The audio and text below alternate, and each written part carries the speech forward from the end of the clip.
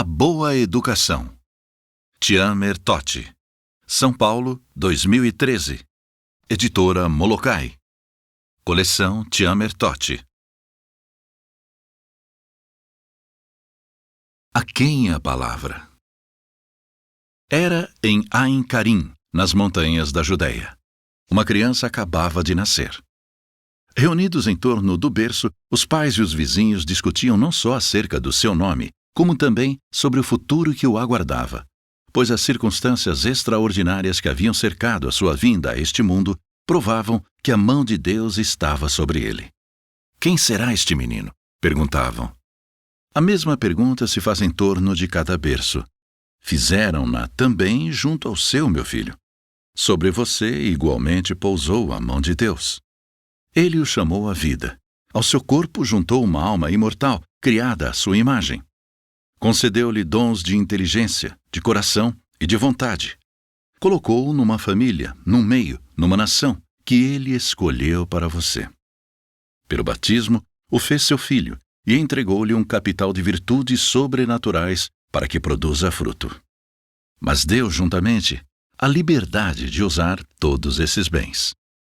Do uso que você faz destes bens, dependerá o seu futuro e o que você é hoje. Será um adolescente, um homem honesto e virtuoso? Um bom cidadão e um bom cristão? Ou será uma dessas plantas secas, que não aceitam nenhuma poda, nenhuma direção e que ocupam inutilmente a terra quando não lhe causa devastações? Quando se tratar de escolher uma carreira, que trilha seguirá? Fará honra à sua profissão? Ou não passará de um desses frutos murchos cuja única habilidade é a preguiça? Porém, há mais. Você ocupa lugar numa nação que é a sua pátria, numa sociedade que se chama Igreja Católica. Não pode viver isolado. Ainda que o quisesse, não conseguiria. Suas virtudes ou seus vícios terão necessariamente repercussão na vida da pátria e da Igreja. Já é demasiado o número de homens que, por suas ideias falsas e mal proceder, realizam obra de morte nesses dois aspectos. Quem vencerá, o bem ou o mal? A quem pertence conduzir os destinos da pátria e da Igreja? Ao preguiçoso? Ao ignorante? Ao transviado? Ao utopista? Ao homem vicioso?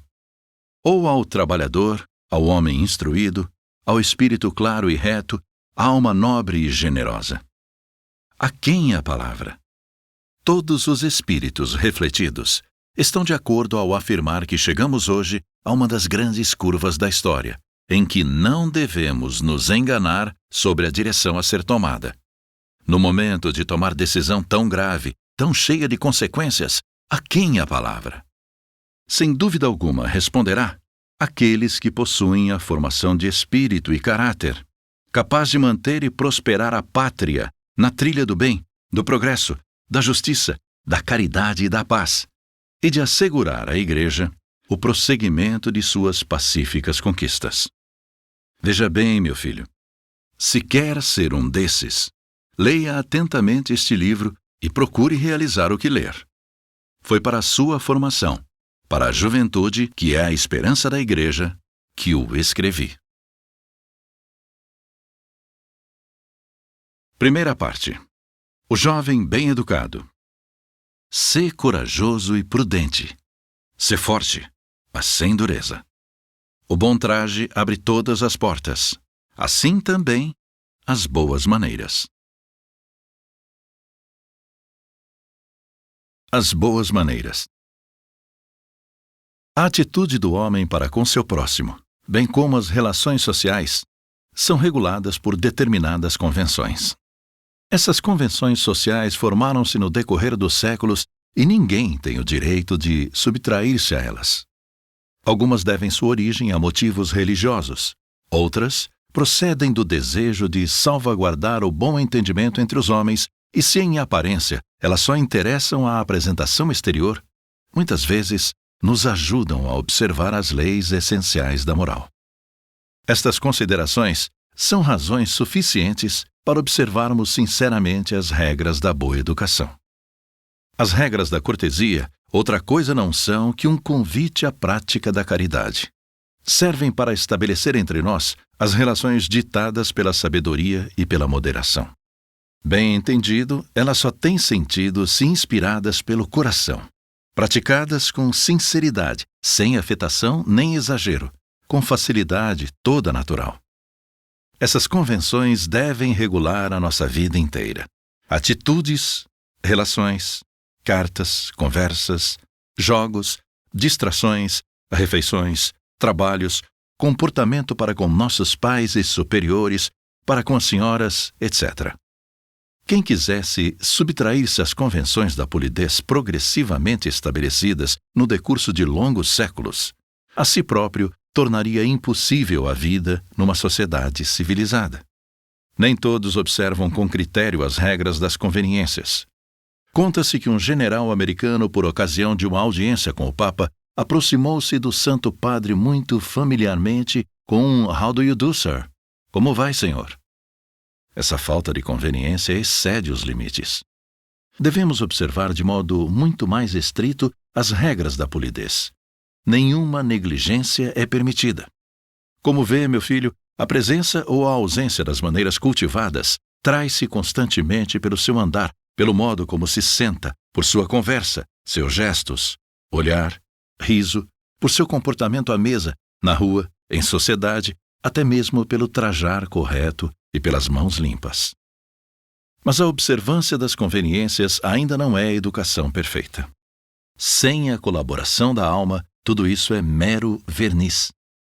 A verdadeira cortesia só brota de um caráter puro e de um coração cheio de bondade. Impossível apropriar-se dela por formas puramente exteriores. Se as conveniências não se associarem a um caráter íntegro, as exterioridades da polidez podem encobrir até um charlatão. Uma alma corrompida se oculta sob uma roupa elegante e bem assentada. É o fel no açúcar, é o verme na maçã, tão bela em aparência. E se eu tivesse que escolher, certamente preferiria sentar-me à mesa ao lado de um homem de alma pura que não soubesse usar os talheres, a me sentar ao lado do cavalheiro de modos perfeitos, que come camarões com elegância suprema, mas que não se constrange de subtrair dinheiro alheio. Nada é mais verdadeiro do que o provérbio: beleza sem virtude é flor sem perfume. Contrariamente, a mais singela concha pode esconder uma pérola, e o minério mais grosseiro pode conter ouro. Na realidade, podemos muito bem escapar à necessidade de escolher. Eu quisera ver em todos os jovens não somente uma alma honesta e um caráter de boa índole, mas também as maneiras perfeitas de um homem bem educado. As conveniências e o caráter. Em nossos dias encontramos tantos pecados e tanta desonestidade sob a aparência de beleza, elegância e distinção, que não raro se relaxam também nas suas maneiras os jovens ajuizados que são testemunhas disso. Entretanto, a culpa não é das regras da polidez exterior, mas da alma vazia que se oculta por trás delas. Entre as conveniências e o caráter, existe certa semelhança. Se, por exemplo, alguém sabe vencer o seu mau humor em atenção aos que o cercam, se é indulgente para com as faltas alheias, se procura ajudar o seu próximo infeliz, ele não somente é polido, mas trabalha ao mesmo tempo para o enobrecimento do seu caráter. Um homem verdadeiramente culto e cortês não se contenta em mostrar-se como tal para os outros, mas continua o mesmo ainda quando ninguém o observa, pois nele as conveniências não são um verniz aplicado exteriormente e a grande custo, mas uma flor que brota no solo do seu caráter. Um rapaz assim bem educado come asseadamente e sem ruído, mesmo se está sozinho na mesa. É incapaz de conservar o rosto ou as mãos sujas, mesmo se passa as férias no campo ou num acampamento de escoteiros, onde ninguém o vê. Stanley, um grande explorador da África, conservou o hábito de barbear-se todos os dias, mesmo na solidão das vastas florestas virgens, onde, por longas semanas, não encontrava um só ente civilizado. Ele honrava a si mesmo com esse simples hábito de higiene. As regras da conveniência impõem-se por uma obrigação severa. É proibido infringi-las. E está bom assim. O homem, e mais ainda o homem jovem, é egoísta por natureza e cheio de indulgência para consigo mesmo. O Código das Conveniências é um excelente meio de lutar contra o embrutecimento dos costumes e contra as exigências demasiado clamorosas do eu egoísta em geral. Depois disto, compreenderá por que um rapaz deve apropriar-se das boas maneiras, de modo que faça delas uma segunda natureza. E compreenderá também que não se trata só das formas exteriores, porém, mais ainda, da alma cultivada que faz nascer esses bons hábitos. Cuide, pois, de ser sempre amável e polido para com seus pais, irmãos, e com os seus amigos, professores, conhecidos, para com os simples operários, mesmo para com seus inimigos, se os tem. Direi mais ainda, seja sempre polido com você mesmo. O jovem polido.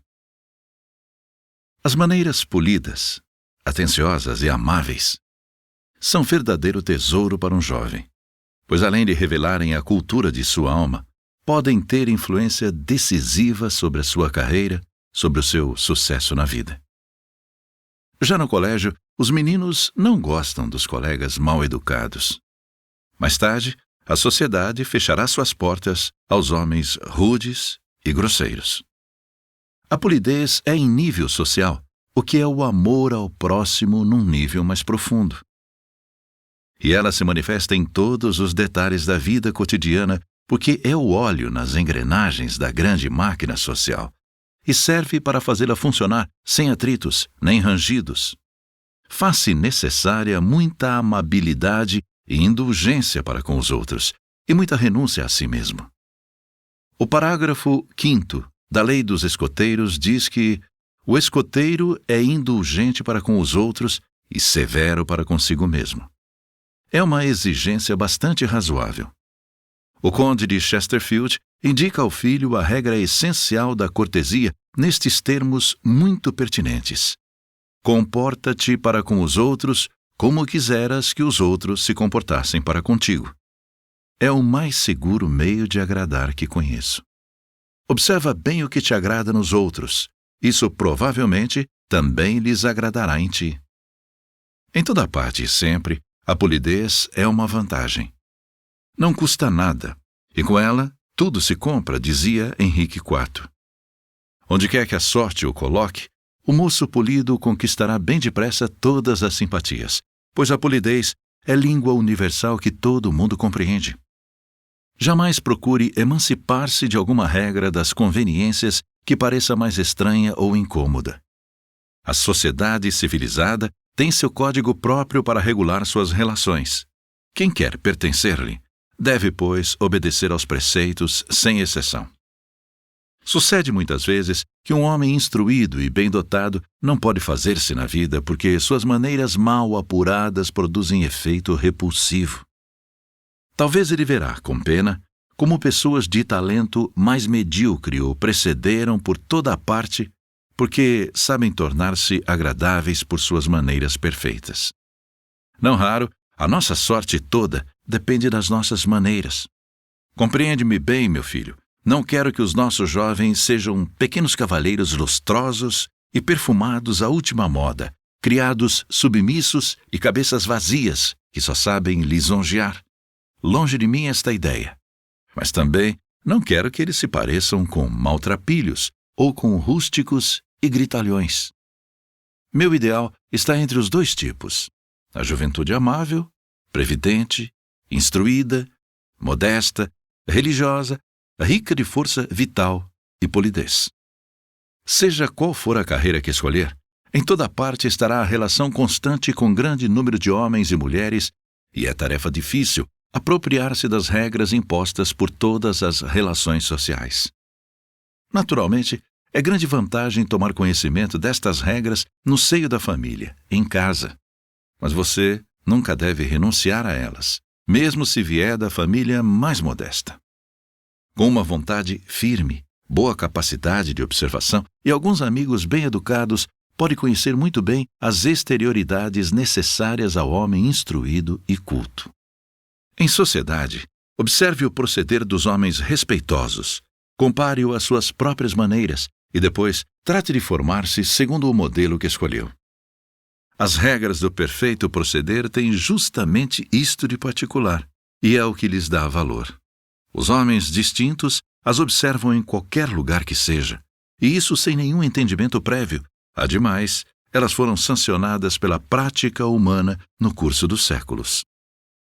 A delicadeza de alma necessária à verdadeira cultura depende, além disso, do trabalho moral pessoal de cada indivíduo. A civilização e a cultura não bastam.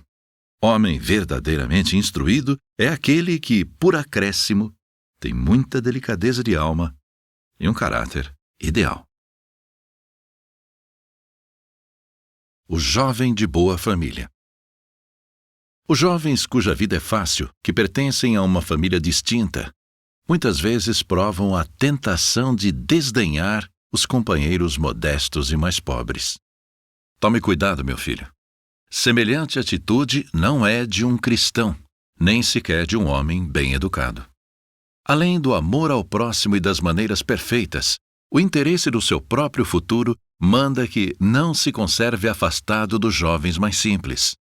Por mais rico que seja e distinta a posição que venha a ocupar, terá sempre vantagens em tomar contato com a vida e os pensamentos dos que não possuem nobreza nem saber. De resto, aos olhos de um rapaz que pensa como cristão, é nobre todo jovem de caráter sem mancha. Não tem direito de desprezar uma alma que o Criador contempla com prazer. Aquele que pelo nascimento se beneficia de uma situação privilegiada ou de circunstâncias financeiras favoráveis, tanto mais deveres tem para cumprir. Noblesse oblige, nobreza forçada, diz o provérbio francês.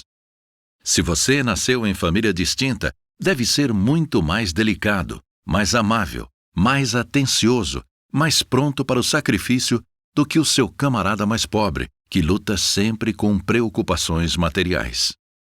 Diferenças entre as classes sociais sempre houve entre os homens e não cessarão jamais. É coisa bem humana. Em geral, de boa mente, se reconhece a superioridade da aristocracia de nascimento.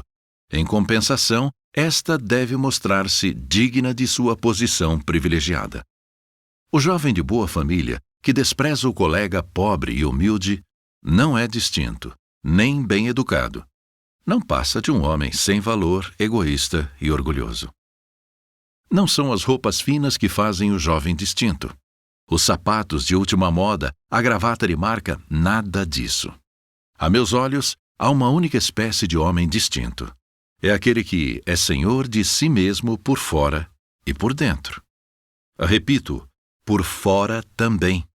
Quero que ele se vista com cuidado. Mas o exterior não tem importância, dirá talvez. É só o interior exteriorizado. Diga-me, poderia imaginar nosso Senhor Jesus Cristo usando vestes sujas e rasgadas ao ensinar a multidão, como o fazia Diógenes, por exemplo? Entretanto, ele era o primeiro a insistir sobre a necessidade da vida interior.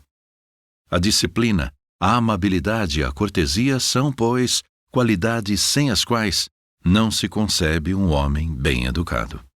Bem entendido, deve tratar de tornar-se senhor de si primeiro por dentro e de manter em ordem as suas próprias ideias. Se um jovem escrevesse, ainda que uma vez só, tudo o que lhe passou pela cabeça naquele dia, que caos medonho! Quantas tolices e quantas ideias incongruentes ou mesmo culpadas! Onde está o Senhor que deveria refrear todos esses impulsos? Que seria do exército em que todos agissem de acordo com sua vontade? Em sociedade. O homem é um ser social. Logo, precisa de sociedade e dos seus semelhantes.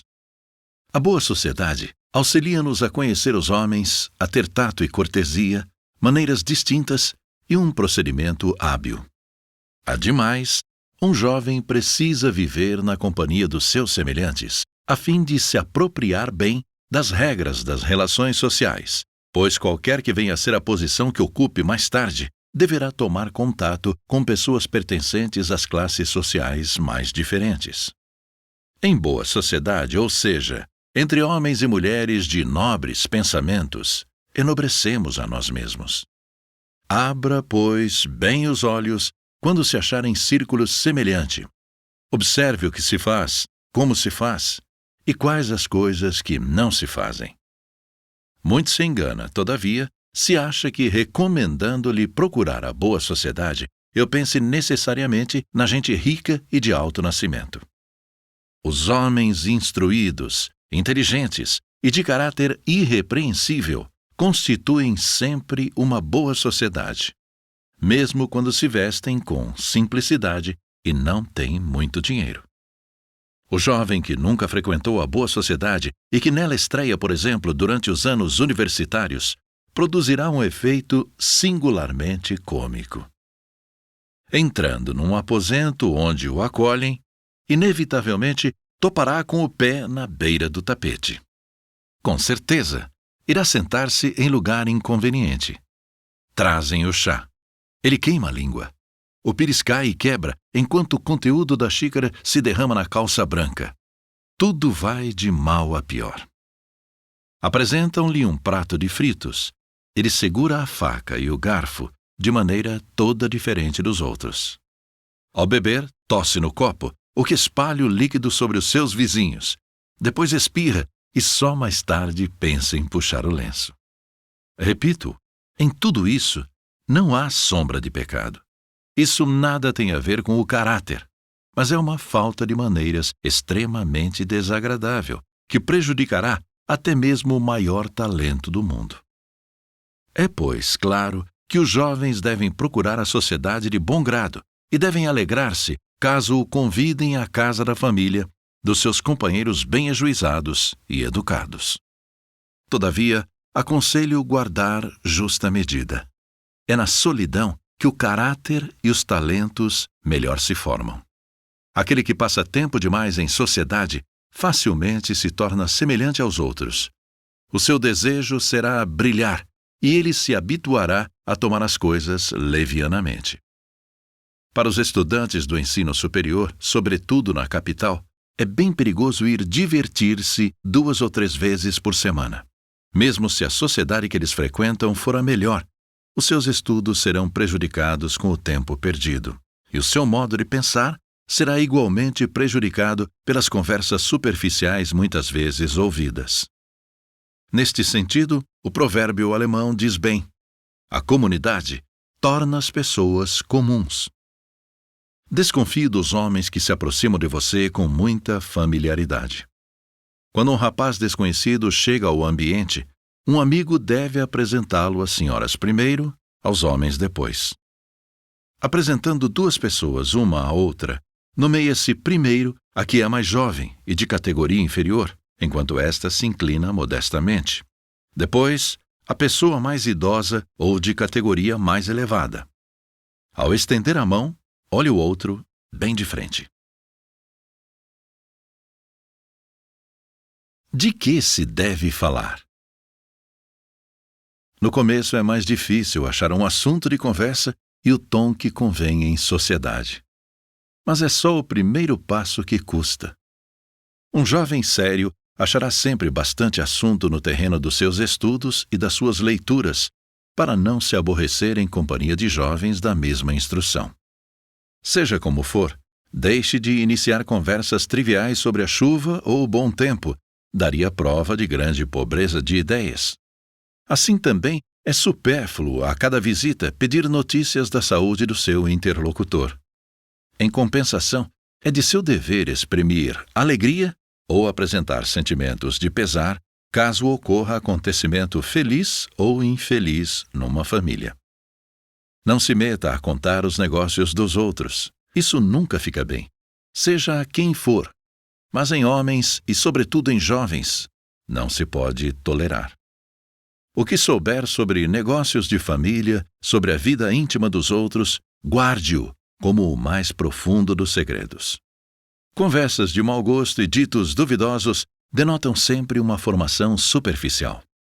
Bem verdadeira é a frase de Vesseleny: Em certas camadas da sociedade, quando já se falou bastante de cavalos, de caça e de cachimbos, enchem-se os inevitáveis vazios do tempo com anedotas e gracejos obscenos, em vez de empregá-los numa conversa honesta e espirituosa. Nunca fale de coisas que possam ferir a alguém presente. Entendo não só que é sempre mal educado quem zomba do defeito físico, da falta de jeito ou pobreza dos outros, mas também que as importunações para aborrecer os outros não são muito indicadas para cultivar a sociedade. Nunca magoe em sociedade os calvos, os dentes postiços, o andar defeituoso ou a palavra gaguejante, mesmo se não houver alguém que com isso possa julgar-se ofendido. Primeiramente, não convém. Depois, não se pode saber se uma das pessoas presentes não tem algum parente ou amigo íntimo afligido por uma dessas enfermidades. Quanto à gíria quase incompreensível dos colégios e das grandes cidades, faz mal ouvi-las. Parte-me a alma quando ouço os jovens falarem essa linguagem degradante. De doenças e acontecimentos desagradáveis ou impressionantes, só falará se for estritamente necessário, isto é, quando nisso puder haver finalidade séria. Cuide de se dominar e disfarçar os bocejos. Se não conseguir, põe ao menos a mão diante da boca. Ao tossir e espirrar, deve conservar o lenço diante do rosto. A respiração ruidosa é de mau gosto.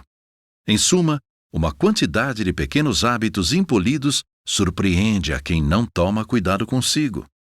Reparar nas ações e gestos dos outros, escutar conversas alheias, cochilar em local público, balançar-se na cadeira, roer unhas, bater as portas, etc. É falta de educação mostrar cara aborrecida quando alguém nos fala. É inconveniente interromper o outro para dizer que já se ouviu aquilo, ainda que fosse verdade. Sucede muitas vezes, principalmente às pessoas idosas, contar várias vezes a mesma coisa, porque a memória está enfraquecida. Que importa? Seria pouco polido adverti-las. Um convidado chega precisamente quando você se prepara para sair. Torne a sentar-se um pouco. Poderia constranger o recém-chegado caso se retire imediatamente. Se não compreendeu bem uma pergunta, não deve indelicadamente dizer "que é que disse?", mas diga em tom polido "não compreendi bem o que acaba de dizer". Falando a pessoas de posição elevada, não se deve fazer perguntas.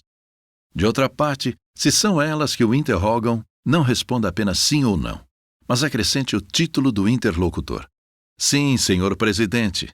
Com prazer, senhora condessa. Lamento muitíssimo, excelência, mas não está em meu poder, etc. Fórmulas como estas, estou às suas ordens, disponha de mim, etc., produzem sempre bom efeito. É inconveniente interromper o interlocutor. Espere que ele acabe de falar. Se acaso começar a falar ao mesmo tempo que outro, cesse logo as palavras, mesmo no meio da frase. Diga um desculpe ou perdão e restitua a palavra a seu amigo. Desabitue-se o mais cedo possível da gíria dos colegiais, ridícula na boca de um jovem. Não fale de você em primeiro lugar, assim não dirá "estávamos lá, eu, João e Paulo", e sim, "estávamos lá, João, Paulo e eu". Não fale alto demais. Uma voz demasiado elevada é sempre de mau gosto. Olhe o seu interlocutor de frente, mas nunca se aproxime dele de modo a soprar-lhe o rosto.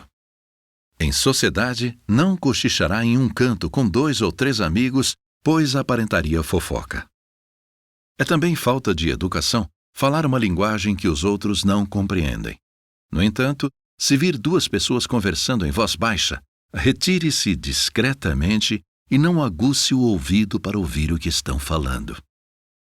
Não use em sua conversa expressões estrangeiras a fim de parecer instruído. E se outros o fizerem, não corrija a pronúncia ou o emprego dessas palavras. Como se comportar perante senhoras e senhoritas? A mentalidade cavalheira manifesta-se claramente em nosso modo de proceder para com as senhoras e senhoritas. Antes de mais nada, cuide de não procurar demasiado a sociedade feminina antes de terminados seus estudos secundários. Quando um rapaz muito novo vive continuamente cercado de moças, o desenvolvimento do seu caráter se ressente notavelmente. Torna-se mole, efeminado, sentimental, falece-lhe a força viril. Além disso, a frequentação demasiado assídua do outro sexo despertaria na mente adolescente uma multidão de pensamentos e imagens desordenadas e supérfluas, precisamente na idade em que o desenvolvimento físico por muitos anos o obriga a lutar penosamente pela vitória do espírito contra as exigências ilegítimas dos instintos que acordam. Entretanto, não quero proibir inteiramente que busque a sociedade feminina. Recomendo-lhe apenas moderação. Em devido tempo e lugar, a companhia de mulheres de alma pura e nobre pode proporcionar grandes vantagens espirituais a um jovem. Curiosa experiência é que muitas vezes a mãe de um amigo exerce excelente influência na formação espiritual de um adolescente, suplemento que facilita singularmente a educação dada pela própria mãe. Sem dúvida, eu gostaria que na sociedade de senhoras e senhoritas, o procedimento de todos os moços respirasse o idealismo cavalheiresco que caracterizava os cavaleiros cristãos da Idade Média. E, se bem que o espírito leviano do século presente haja prejudicado tristemente essa nobre concepção, tenho firme confiança que você, meu filho, será o guarda fiel da legendária honra e reputação do perfeito cavalheiro. Tenho a firme confiança que, mesmo com tantos exemplos contrários sob os olhos, nada diminuirá do nobre respeito à mulher que fazia o ornamento dos nossos antepassados pagãos no tempo em que ainda estavam em grau inferior de cultura. A delicadeza, o tato, a cortesia provindos da alma, não do simples verniz superficial de etiqueta de que damos prova na sociedade das mulheres, bastam para qualificar a nossa educação, nosso caráter, nosso valor moral, enfim. Num sarau, num baile, em qualquer ocasião, lembre-se fielmente do que agora lhe digo. Para com todas as mulheres, um homem bem educado sente e manifesta sempre o respeito que ele mesmo exige dos outros para com a própria mãe e a própria irmã. Ainda algumas advertências. Antes de entrar num quarto, nunca se esqueça de bater a porta. Se bater 2 vezes sem receber resposta, retire-se sem insistir. Se baterem à sua porta, responda imediatamente com um "entre", cheio de polidez. Nunca faça visita em tempo inoportuno.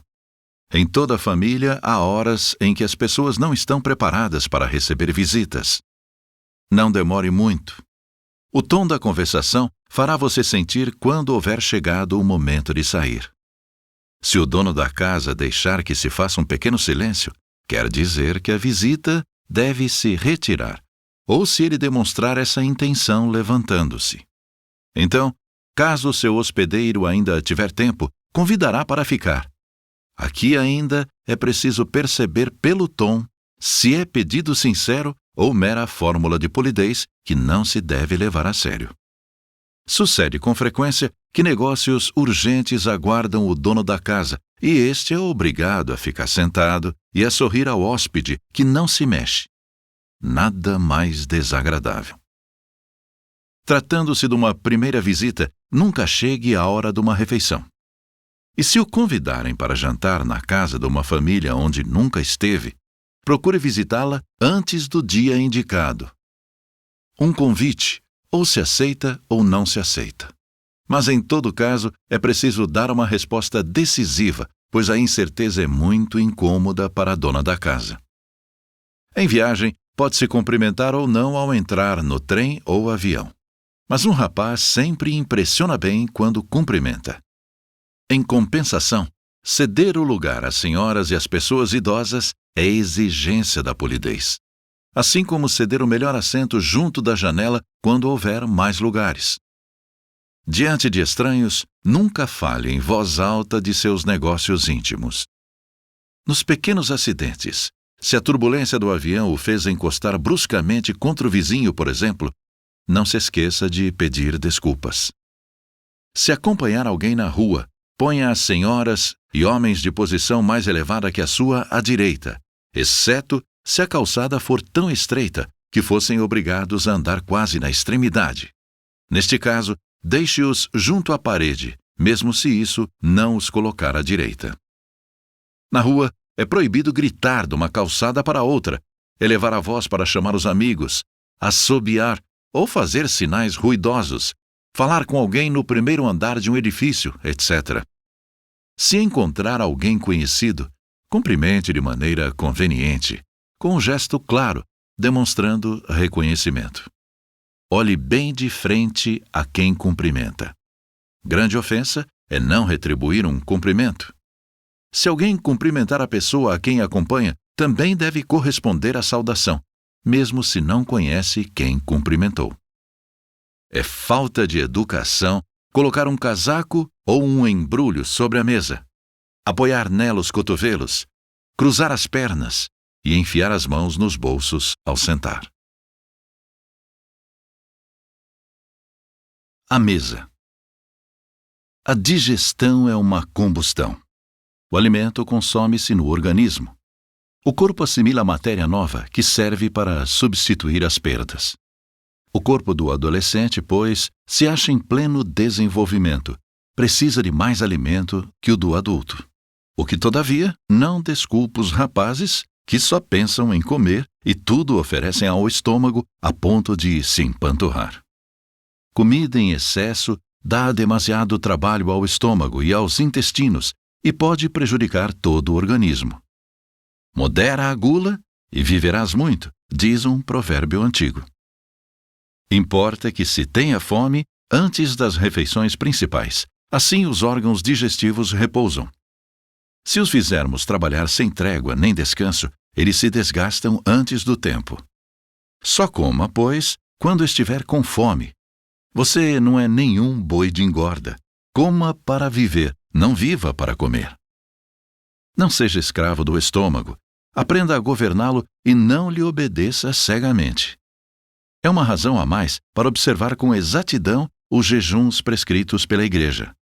Ajuda a fortalecer a vontade ao mesmo tempo que faz bem à saúde. Conheço rapazes gulosos que comem de maneira espantosa a todo propósito e em quantidades incríveis. Preciso crescer. Quero ficar forte, não quero ficar doente, dizem eles, mas sem razão. O excesso de alimentação debilita o espírito, tolhe a aptidão para qualquer trabalho sério e prejudica também a saúde corporal. Quem come demais gasta o organismo antes do tempo, do mesmo modo que a caldeira constantemente superaquecida se estraga mais depressa. Ao contrário, quem come pouco, come muito, pois comerá por mais tempo. O alimento é para o corpo o que o carvão é para a caldeira. Mantenha a máquina em movimento. O corpo decompõe a comida e dela retira as matérias de que precisa para preencher os vazios do organismo constantemente gasto pela vida. Mas além do carvão, a máquina ainda precisa de óleo para as engrenagens.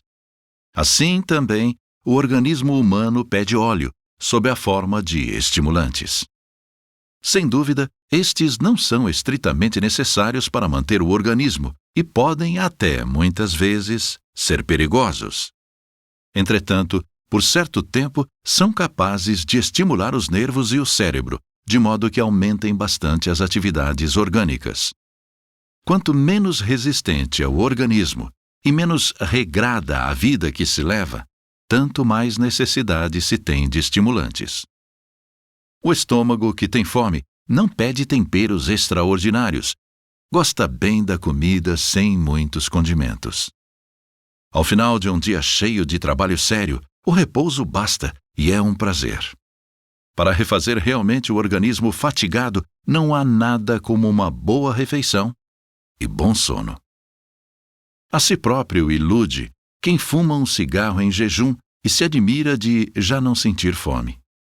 Ou quem, sentindo as pálpebras caírem durante os estudos noturnos, bebe uma xícara de café e se felicita de reencontrar a atividade cerebral.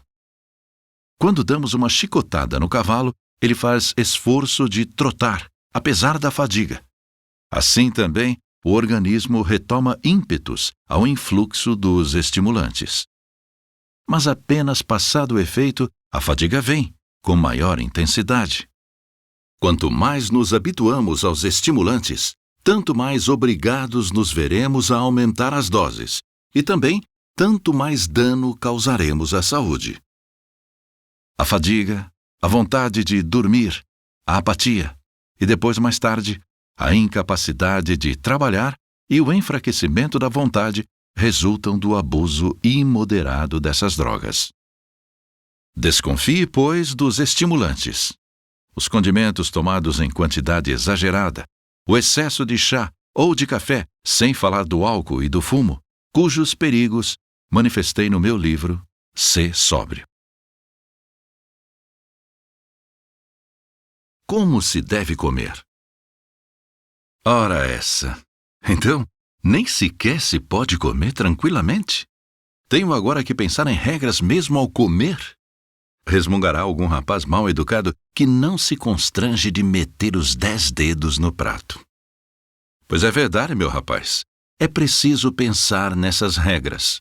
Mais ainda, é preciso aceitá-las com satisfação, porque não foram inventadas para irritar a humanidade, e sim para assegurar o reinado do espírito, mesmo na atividade puramente animal que se chama comer. O porco no estábulo não tem regras para suas refeições. Você, porém, há de tê-las, se quiser ser homem. Se considerarmos mais de perto esses preceitos, acharemos que, não raro, eles servem para frear o instinto que nos inclina ao alimento. Um exemplo? Por que é proibido engolir com voracidade a sopa e, em geral, comer com estrépito? É para que não mergulhe até as orelhas no prazer de uma guloseima que é de seu gosto, nem se esqueça que é homem e não animal. Em lugar algum se manifesta tão evidente a disciplina como a mesa. Recorda a história de Gedeão contada no Antigo Testamento. Ia para a guerra com 10.000 soldados. Achando-se no curso de uma marcha perto de um riacho, os soldados sedentos precipitaram-se para a água e puseram-se de bruços a beber como cães. Ato contínuo, Gedeão mandou-os para casa. De feito, que poderia empreender com homens tão poucos senhores de si? Só conservou 300 soldados que, embora tão sedentos quanto os outros, haviam se curvado para a água sem pressa e acolheram tranquilamente no côncavo da mão. O domínio de nós mesmos nos é imposto tanto à mesa como nas nossas relações sociais. É justamente pela satisfação moderada das necessidades diárias que melhor podemos impor ao corpo o reinado do espírito. Só observando os preceitos que regulam nossas refeições é que podemos pôr a alma em função tão puramente animal e elevá-la a um nível humano. Por isso é que lhe recomendo as regras, as mais importantes nesse gênero. Primeiro, trate de manejar corretamente os talheres. Tome a colher de maneira que o polegar fique por cima, o garfo, a faca, de maneira que fiquem por baixo. Segure levemente a todos três, não como um peso que vai atirar, mas antes como um lápis, e bem perto do cabo, isto é, o mais longe possível da lâmina da faca e das pontas do garfo. É incivilidade enxugar a colher ou o prato com o guardanapo antes de se servir deles. Seria uma ofensa à dona da casa. Incivil também, ao comer, fazer ruído quer com a boca, quer com o talher. Pode observar, quanto mais distinta a casa, tanto menos barulho se faz durante as refeições. É do garfo que mais nos servimos. A faca só para cortar, exceto o pão que se parte com as mãos. É proibido colocar a faca na boca ou servir-se dela para comer. Não se corta com a faca as iguarias que se pode partir com o garfo, como a carne picada e as massas. Neste caso, é permitido usar um pedacinho de pão na mão esquerda a fim de fixar o bocado no garfo. Esperamos que você tenha gostado desta prévia. Para continuar ouvindo este audiolivro no Google Play Livros, use o link na descrição do vídeo.